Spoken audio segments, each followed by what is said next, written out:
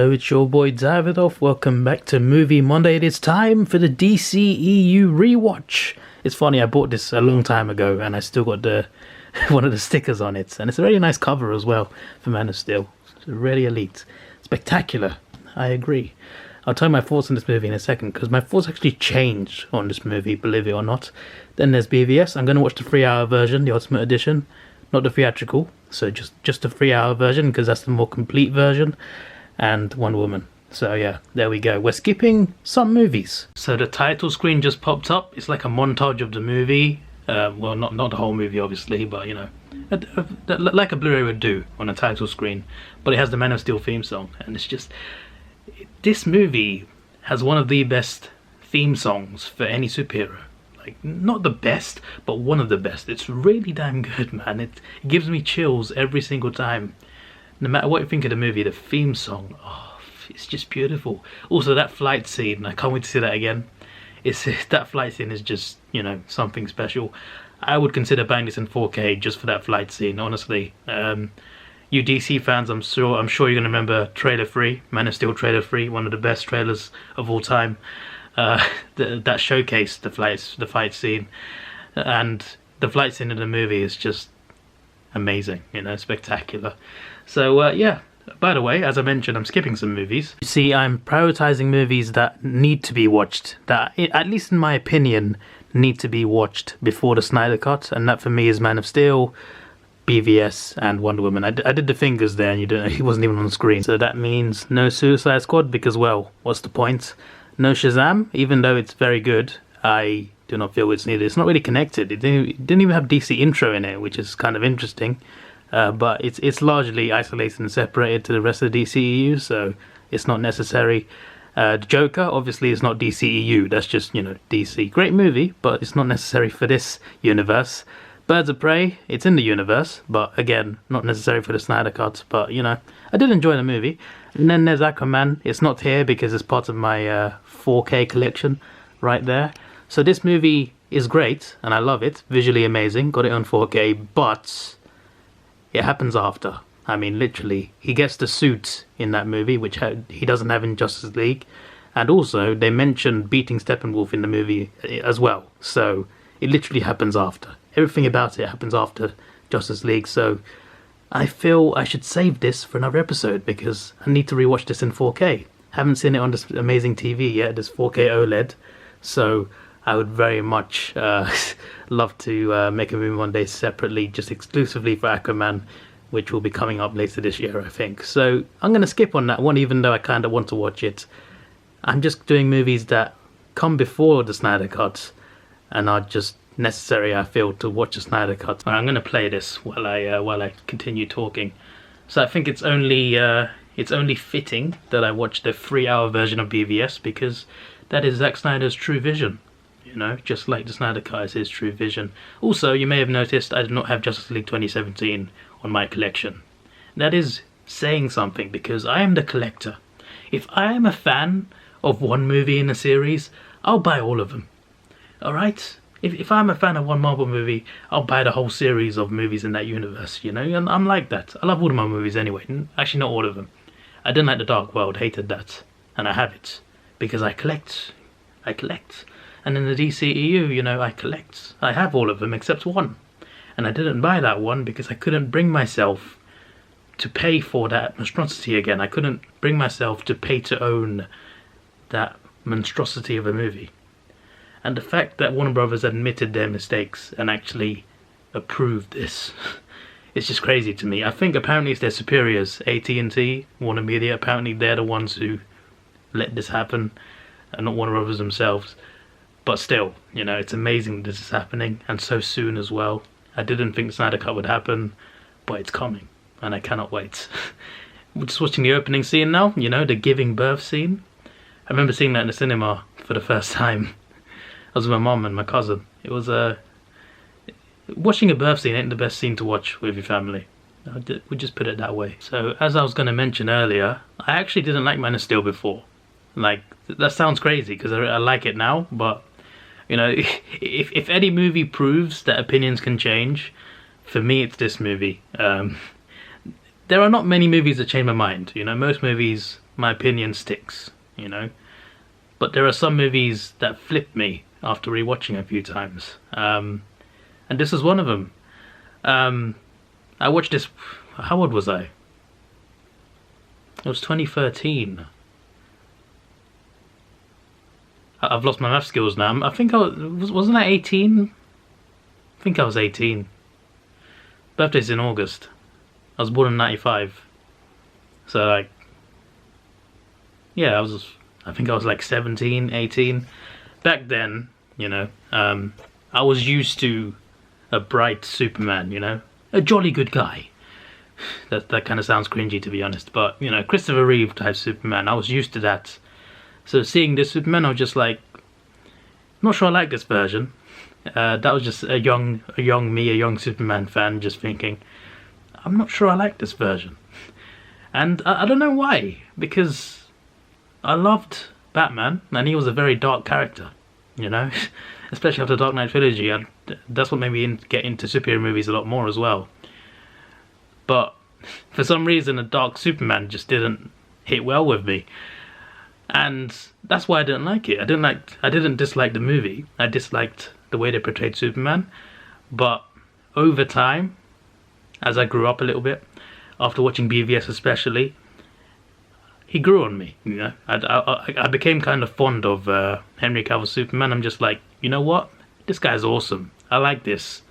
So after BVS, I went and rewatched Man of Steel, and I appreciated it more because I appreciated Henry Cavill's Superman a lot more, which led me to liking the movie a lot more. But yeah, one complaint that I never really had about this movie was the destruction that eventually comes up at the end of this movie. For me, I've always been like, well, it's two Kryptonians fighting in a city. What did you think would happen? Do you think General Zod's gonna say, hey, Superman, do you wanna go and fight in the field instead? We don't want to destroy all these buildings. They're having a fight in a city. It just happens to be in the city. Of course there's going to be destruction. I don't understand it, to be honest. I find it to be a weird criticism, especially considering there are other movies that have similar destruction that don't get criticized. So, you know, it's just weird. But yeah, my complaint was always about his portrayal, but I admit I was wrong. I admit that I kind of blindly disliked it. But yeah, the visuals are great. I love the fight scenes in this, and I definitely have appreciated the story and characters a lot more as time has passed. And yeah, I was going to mention something else. I've actually forgotten now. I'm getting old. 26 this year. You know, I never knew there were Easter eggs for Batman, for like when Enterprises. In this movie, there's like a couple Easter eggs. One in a building, one in space, I'm pretty sure. I didn't know until YouTube videos I saw about it. But yeah, clearly I'm not enough of a fan, because I don't analyze every detail. Maybe I should, as the big fan I am. Wait, hang on. There's a scene right now that I don't remember. Jor-El's swimming underneath, and there's baby fetuses, and he's come up and got a skull. When was this scene? Am I watching a different cut? I'm very confused. I don't want to show it because Warner Brothers, with their copyright, are generally stricter than other companies. But yeah, okay, that's the Codex, right? But I don't remember that scene. He was in a black suit as well, just like, oh, that is that black suit Superman without a cape. But I don't remember that scene. Am I tripping? I must be tripping. Why don't I remember this? I don't know. It's near the start of the movie. If you saw the movie, then you know. But I don't remember this scene. I've seen this movie multiple times. I don't remember this particular scene I'm watching right now. I just remember what I was going to say. General Zod is a brilliant villain. I love him as a villain. He is so cool. A bloody good villain for this movie. We'll leave it at that. And I kind of want to see a sequel with Brainiac as the villain. I think that'd be pretty cool as well. But General Zod was done so well. My favourite version of him for sure. I've only seen a few versions, but he's my favourite easily. Better than the Christopher Reeve Superman versions of the character. This General Zod is ruthless, he's crazy powerful, and it's bloody good. He's bloody good. So with this whole opening sequence, I remember the birth, I remember them sending him to Earth, and the planet being destroyed. I don't remember the in-between, where he gets the codex with Sims underneath. I don't remember any of that in between. Maybe that's just a part of the movie I just forget. That's been my best explanation. I have taken off an 8-year-old sticker. It kind of ruined the cover though. You know, a lot of the Krypton scenes give me like an old-fashioned... is medieval the right word? I don't know. It gives me like an old-fashioned vibe, you know, like Roman Empire, or maybe even Game of Thrones sort of vibe, you know. It gives me that sort of vibe, and that's a good thing. Like, I do like the sort of vibe it gives me. Like, at the start, it doesn't really feel like, you know, it's from a DC movie or a Superman movie even. But it feels old-fashioned, and I quite like the way it's done, I really do. The oil rig scene is incredible, by the way. Absolutely incredible. I find it interesting how Zack Snyder's movies are quite grainy on disc. His 4K version of 300 was quite grainy. This Blu-ray is grainy. It's just a filter that Zack likes to use. He's very unique with his visuals and everything else that he does. But yeah, I don't know. I don't see it as a bad thing. I just thought, you know, why does he do that? Like, does it make it look better? I'm not sure it does. I really like how they deal with, you know, when he's a kid growing up. Obviously, like, he's so powerful and he doesn't just have super strength, he can also hear everything and see everything through walls, etc. And when you're a kid, that's going to terrify you. You can hear people from miles away. You can hear what people are saying when they're whispering. You can see people through a wall. It's just like, especially the hearing part of it. I like how they put scenes in there where he's trying to get used to that, where he's kind of traumatized by it as well, like the classroom scene. I just like how they do that. It's very interesting, for sure. I think this movie is there any other movie or show that really like goes into that properly? Because I'm not sure there is. There probably is, but live action movie I don't think so. But in Man of Steel, they really, you know, they cover that really well, I think. I just realised that girl on the school bus is Lana. Smallville vibes. You know that scene where his dad says, "People are afraid of what they don't understand," which is a very good quote, by the way, but has that been repeated somewhere else? I swear I heard that quote in other DCEU movies. Or am I tripping? Or have I heard it in The Dark Knight? I swear I heard that quote in BVS. No, I think his mom says it. His mom says it, right? Martha says it. You know what? Never mind. I'll wait till BVS, actually. You know, the way he... the way that truck... obviously that bully in the bar, right? When he comes out and sees his truck just mounted on logs. If you know the scene, you know the scene. I just wish I saw how he messed that up, how he ruined that truck, because it's just funny. Because that guy's a prick. He deserved a punch in the face by Superman. Even though that would kill him, he deserved it, alright? They probably didn't, nah. But he deserved to be beaten up, alright? He didn't get beaten up, but him coming out to see his truck destroyed, that was funny. Amy Adams is a really good Lois Lane. The best Lois Lane. She's actually, to be fair, she's just a great actress in general, but she really plays Lois Lane really well. Lawrence Fishburne is a great Perry White as well. I have got chills down my spine. It's the flight scene. Oh, it's everything about it. The theme song in the background. Dun, dun, dun, dun. Him learning to fly. The words, the dialogue, the little bit of dialogue that it said as well, the build up to it. It's just bloody awesome. It's just awesome. Best part of the movie for sure, the flight scene. It's so bloody cool. Also, Hans Zimmer's a genius. The amount of great scores he's made for movies is just something else. He's on a different level. I just gotta say, Jonathan Kent died because they forgot to get their dog out of the car during a tornado. So they're idiots. You just left a dog in the car, and then that's why he died. You know what? I'll just leave it there. I really enjoy this movie, but I'm just pointing it out. Why leave your dog in the car? The scene where Superman hands himself into General Zod, when they fly up to Zod's ship, visuals are great. It's not even the 4K version, it's the regular Blu-ray, but the visuals on that particular scene, so smooth. You know when the world engine starts doing its thing and starts picking all these cars up and just dropping them down? That reminds me of Transformers, Edge of Extinction.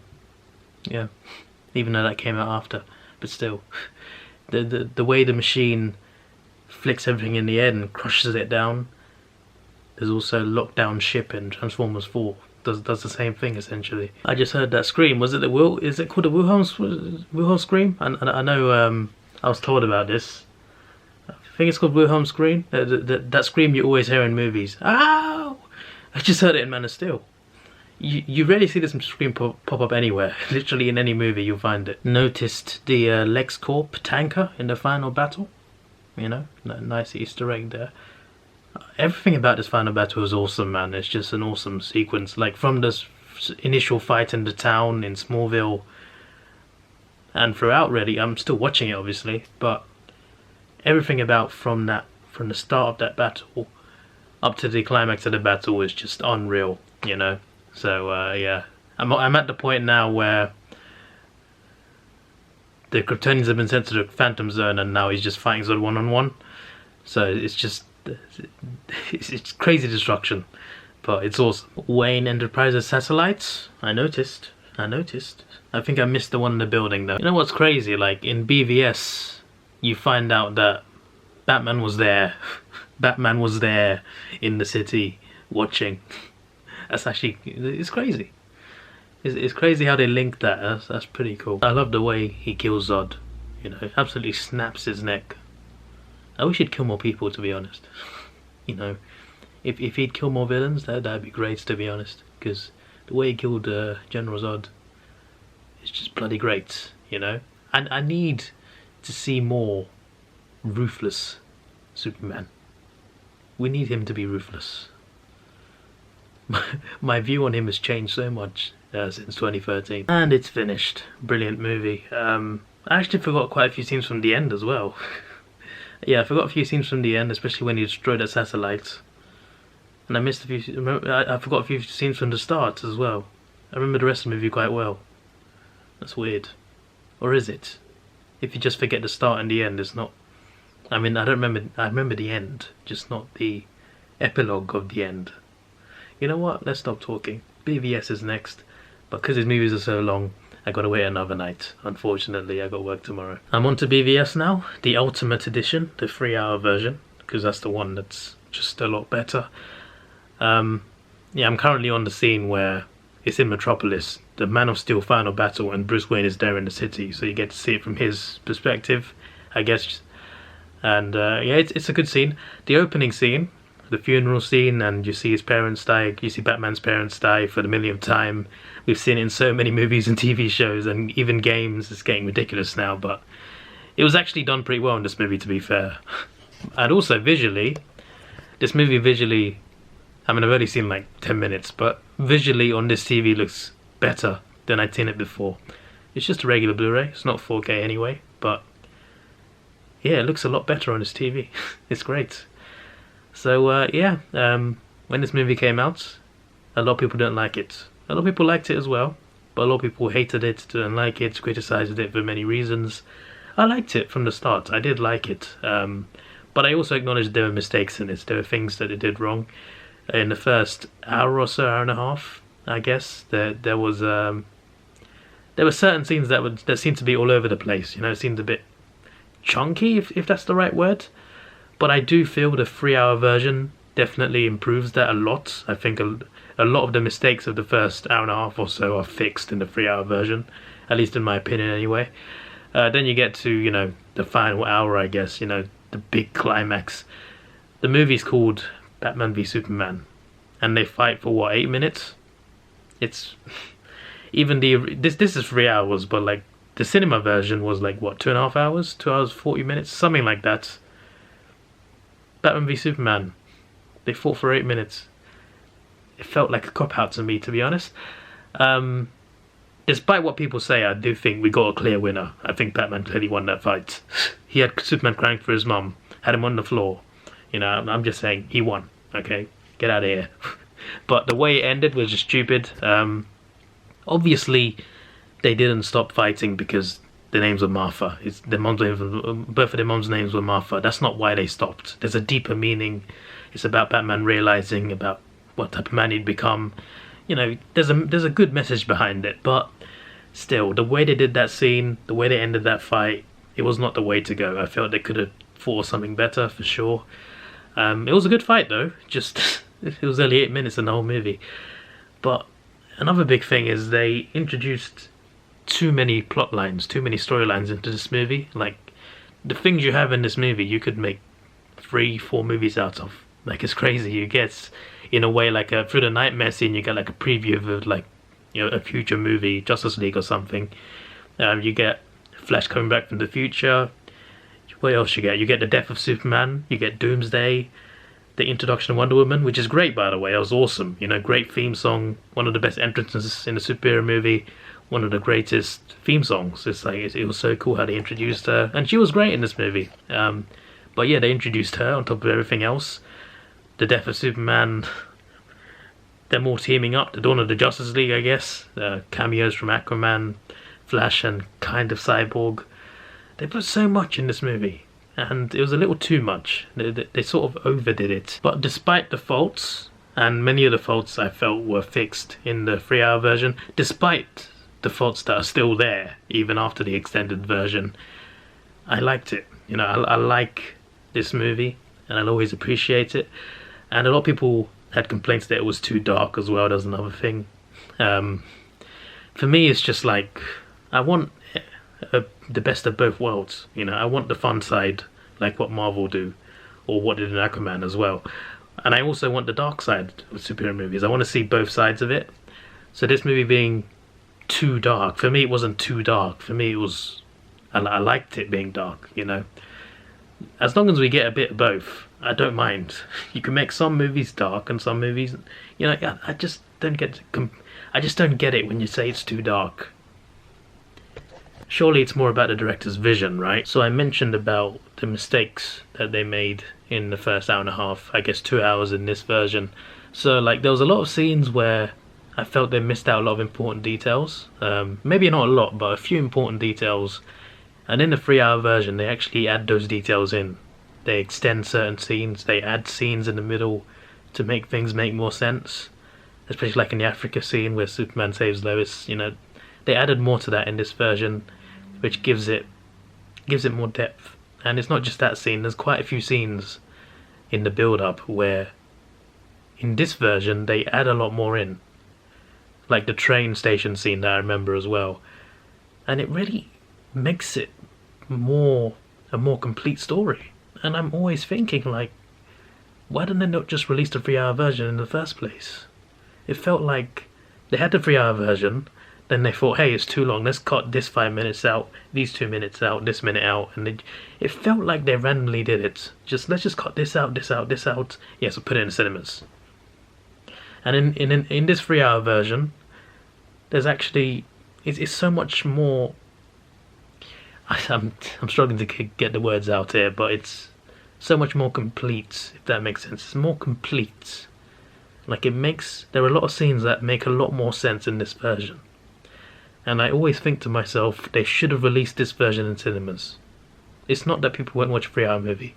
People watch 3-hour movies.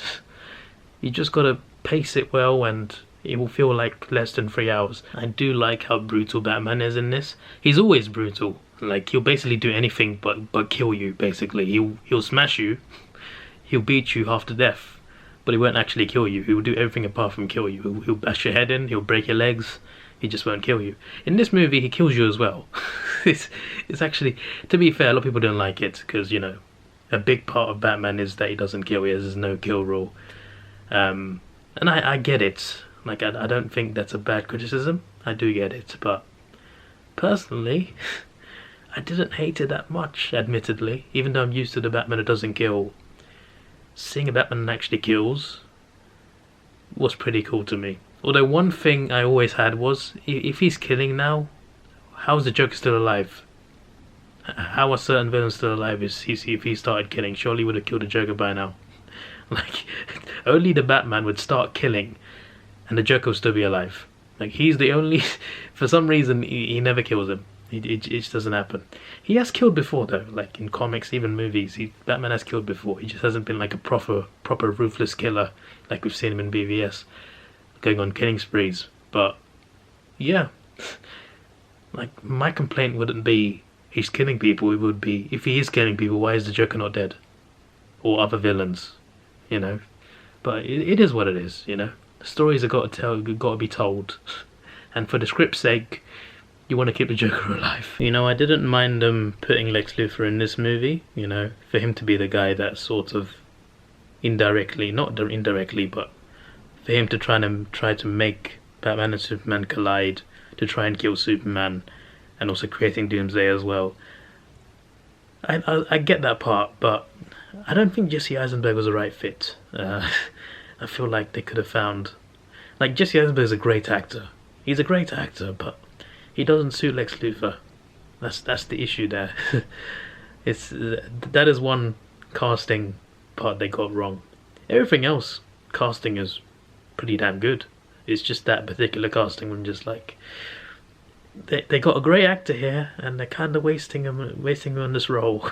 They could have gotten someone better for this role, and they could have gotten a better character for him to play in the DCEU. One thing I really appreciate is the way that Batman fights in this movie. You don't normally see in movies, you know, his proper... You never see his potential, really, considering, like, he's mastered, what, like 40 forms of martial arts. He's an expert at fighting, a literal expert. But you never really see it on screen, you know? Dark Knight trilogy, as amazing as it is, the fight scenes are not amazing, you know? It's a great trilogy, great movies, but the fight scenes aren't... His fighting style in those movies aren't great. You know, his head barely turns in those movies. The Michael Keaton movies as well, you know? There's a lot of examples there where you don't really see enough fighting skill for a guy who's an expert at it. So, you don't really see, you know, an expert fighter in this, but...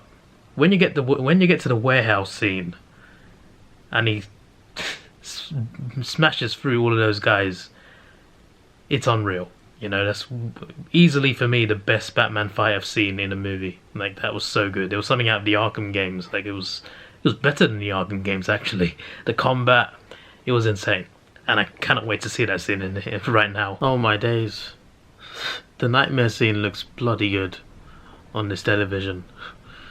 It looks good already, but it looks really damn good here. Especially that Omega symbol as well. This makes me want to watch Mad Max. I got Mad Max Fury Road on 4K. This scene makes me want to see that, to be honest. This looks so good. It's not even the 4K version. But the nightmare scene just... It's like they stepped up the visuals onto 5 more levels. What on earth? Just watching the awesome Batmobile chase scene, which inevitably ends with you-know-who turning up. I don't think I mentioned, but the score in this movie is so good. It's not just the theme songs of the characters. All 3 theme songs for the 3 main superheroes in this movie are great. But, like, the general score of the movie, I love how it's done. Yeah, they did a really good job with the score. I really wish they showed the scene where Batman stormed Lex's facility, beat a bunch of people up and stole the kryptonite. We just saw 2-second security cam footage, but not the actual event. It would have been cool seeing Batman break in and, you know, steal the kryptonite. I'm just saying. I felt the training montage needed to be longer, to be honest. It was a cool montage. Also, how is training gonna help you against Superman? Does Batman need to train? Does he need to have this workout to take on Superman? He just needs kryptonite. Like, working out ain't gonna help you if you're a human. You know, I sometimes wonder whether General Zod's conscience was inside Doomsday. It would make sense, right, since they used his body to make him. Nah, probably not. But could be. You know, I'm kind of hoping they introduce the actual Doomsday. Like, this is Doomsday, but not really. I kind of hope they introduce a proper, accurate Doomsday in the DCEU. And I think even Zack Snyder said that there is another one out there. But the thing is, this one killed Superman already. And Doomsday usually, you know, is part of the story. He kills Superman. If this one's already done it, I feel like that would take away from it. So I don't know. I haven't got to that part yet, by the way. I just gotten to the part where Doomsday has been born. He is birthed.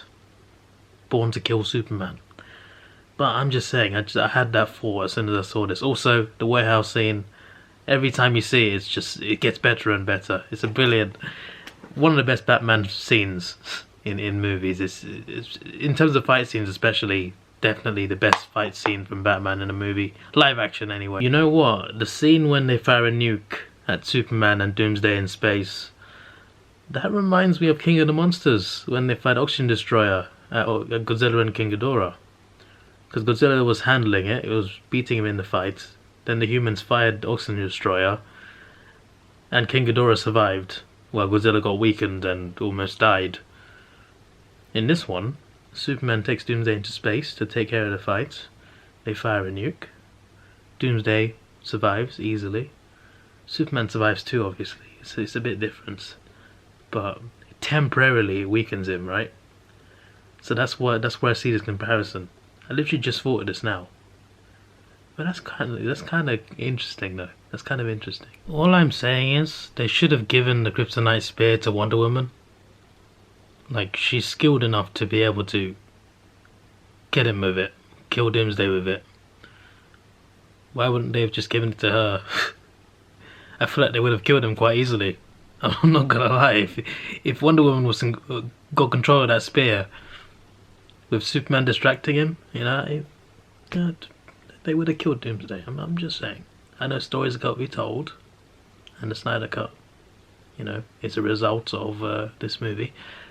But still, they could have killed Doomsday a lot easier with less casualties. Also, Wonder Woman's entrance was just, every time you see that, it's just the way they did it was so good. Like the way the theme song kicks in, the way she comes in, it's one of the best superhero entrances, especially in the DCEU. But yeah, I've just finished watching it now, and I feel like every time I see it I like it more. I don't think it's a masterpiece, I don't think it's great, but I think it's good and I think it's likable, and I don't think it's anywhere near as bad as people say it is. That's my thoughts on this, and the 3-hour version is definitely better than the theatrical version, and they should have released this one in the cinemas. But it is what it is. I'm looking forward to the 4-hour Snyder Cut for sure. You don't really need to watch Wonder Woman, but I'm gonna watch it anyway, you know, since it's, you know, her origin story. I just think it should be watched anyway. And obviously she's part of Justice League as well, so, you know, I'm going to watch it next. Well, not now though, because I got work the next day. I'm only on the title screen and her theme song is playing fast paced in my ears. You know, it's a great theme song, and they're just playing it fast paced to get you hyped up, I guess. Anyway, let's play. So this movie has a lot of brighter scenes with a bit more colour, I guess. I mean, I do like both sides, you know, dark and light, you know. And I like a mixture of both. In this one, there's a lot more bright colours. And on this TV, this OLED TV, they really shine quite a lot. Like, visually it looks nicer than usual. It usually does on this TV anyway, but I mean, like, the brighter colours, they look brighter here in a good way. Antiope was a cool character, you know. It's a shame she died so early. I love how Diana is oblivious to how the world worked outside of Themyscira, which makes sense because they're isolated, right? So she wouldn't know. But it's still very interesting because even though she's from Earth, she's from a different sort of world, so she has to get used to the outside world. It kind of reminds me of Thor in the MCU, you know, coming from Asgard to Earth for the first time, doesn't understand a lot of words, etc. Customs, Earth's customs. It's the similarities there. But yeah, I do like that sort of storyline, that sort of dynamic, and it's pretty cool. Like, at first they sound quite stupid, but then they learn as they go along. The No Man's Land scene is absolutely incredible, man. Absolutely incredible. From the moment the battle starts, when she climbs up the ladder and Steve's like, "No, what are you doing?" From that point up until the ending, when she smashes into that bell tower and takes that photo that's in BVS, that whole sequence is unreal. It's every time you watch it, it's astonishing. One of the best scenes in any superhero movie. Like it really is that good. It's so elite. You know, there's so many movies where there's this context where there's something mythical, something unbelievable that's actually real, and there's this person that keeps telling everyone this thing is real, this person is real, but no one believes this main character. Just like in this movie where no one believes Wonder Woman about Ares and everything. I think one of the guys did believe her, but still, you know, they don't really believe her that much. I always, whenever it comes to a movie like that, like it could be like that concept is used in so many different types of movies. Even like Christmas movies, that sort of concept is used. But when the characters who don't believe this character finally see he or whatever it is that is actually real, I love seeing their reactions. It's so satisfying, and seeing Steve and his mates, seeing Ares in the sky, seeing that is actually real. It's just unreal. It's just brilliant. Although I kind of wish they knew who Ares actually was, like he was their superior all along. So that would have been a cool reveal as well. But to see their reactions, to see that, oh, okay, she was telling the truth all this time. She's not delusional. I love scenes like that. And the final battle was fine. Probably the weakest part of the movie, to be honest. But still, the movie's still great. That finale doesn't take away from it. The finale's still good enough. I think it's just like compared to the rest of the movie, it kind of like drops in quality a bit. Although there's one scene in that final battle where she gets angry after the plane blows up, so she takes out a lot of German soldiers, just, you know, all at once basically. And there's a scene where she's like, where they're falling and she's standing with her arms out screaming, and visually it looked bloody beautiful. it was even though it was at night time, it was so bright with all the orange smoke. It was just such a brilliant shot. I don't know why I haven't seen it as some sort of background somewhere, to be honest. Anyway, as the movie concludes, this concludes the end of this week's Movie Monday. One of my longest Movie Mondays yet. Might be the longest since my Godzilla marathon from a couple of years ago. But yeah, I've enjoyed this, and I'm fully ready for the Snyder Cut. And Wonder Woman 1984, I haven't seen it yet, and it comes out on Blu-ray next week. So I'll do Movie Monday on that as well, and Aquaman in 4K as well at some point too. So you see videos on those when I finally see Wonder Woman 1984, which I still haven't seen yet, and I've somehow avoided spoilers. But yeah, I'll see that movie soon enough. But this movie, it releases, you know, it's like a predecessor to Justice League in 2017. But instead of getting the real movie, we got the monstrosity that we got. So hopefully the Snyder Cut makes up for it, and I'm not sure. Like at the very least, it'll be better. But I hope it's, you know, I hope it's really good. And you know, I liked Man of Steel, I liked BVS, so I'm looking forward to it. And judging by the previews and trailers, I'm very excited. So yeah, bring on the Snyder Cut. It's going to be a great 4 hours. At least I hope it will be. But, you know, I never judge a movie before it comes out. I have to see it first. But the signs are positive. But we'll see. But yeah, I'll be able to... Because it's coming out in the UK. Like, it's confirmed on streaming. So, yeah. Hopefully it's a good 4 hours. And that will be next week's episode. Or at least it should be. But you'll be an episode. This is your boy Davidoff. Please like, share, subscribe. Thanks for watching. Have a good day and see ya.